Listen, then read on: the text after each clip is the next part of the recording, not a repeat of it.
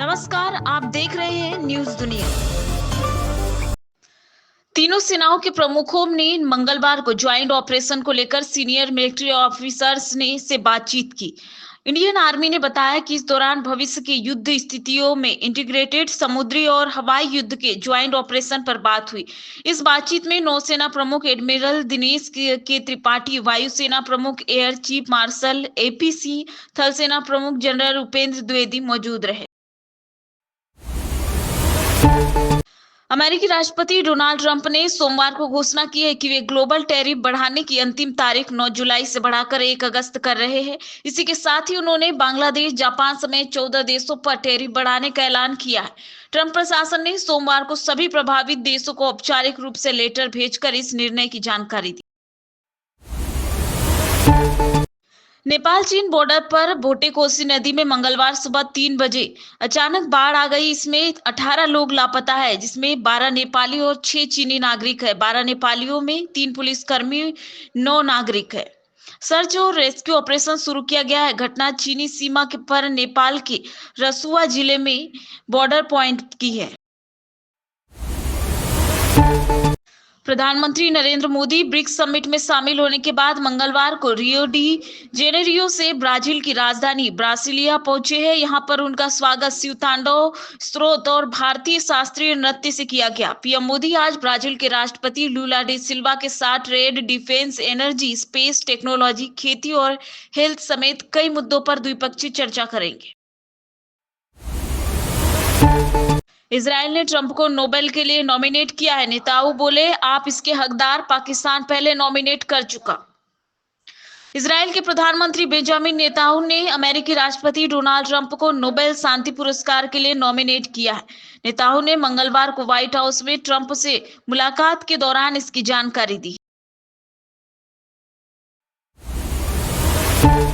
Israel और Hamas के बीच Qatar में सोमवार को शांति वार्ता से पहले इजरायली सेना ने यमन में ईरान समर्थित हुती विद्रोहियों को निशाना बनाया। सोमवार तड़के इजरायली सेना के लड़ाकू विमानों ने यमन में रास ईसा और सलीफ में हुतियों के कंट्रोल वाले बंदरगाहों के अलावा रास कनेक्टिव स्थित एक पावर प्लांट को निशाना बनाया।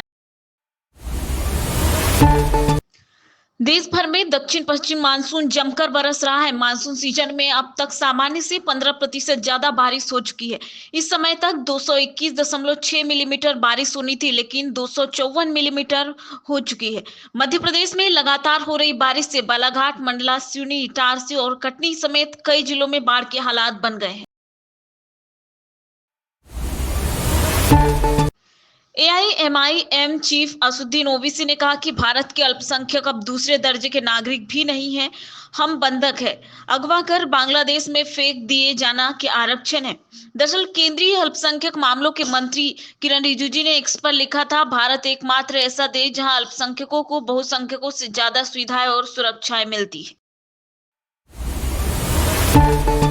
एक देश एक चुनाव संविधान के मूल ढांचे का उल्लंघन नहीं, पूर्व सीजेआई चंद्रचूड़ ने संसदीय समिति को लिखित राय दी। चुनाव आयोग की सख्तियों पर चिंता जताई।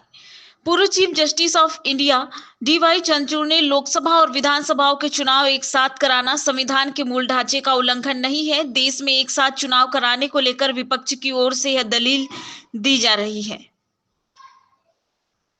हालांकि इसके लिए प्रस्तावित बिल में चुनाव आयोग ने दी जाने वाली सख्तियों के बारे में पूर्व सीजेआई ने चिंता जताई है। उन्होंने कहा है कि इसे ईसीआई को विधानसभाओं का कार्यकाल बढ़ाने या घटाने की शक्ति मिल सकती है। उन परिस्थितियों को परिभाषित किया जाना चाहिए जिनके तहत ईसीआई इस शक्ति का इस्तेमाल कर सकता है।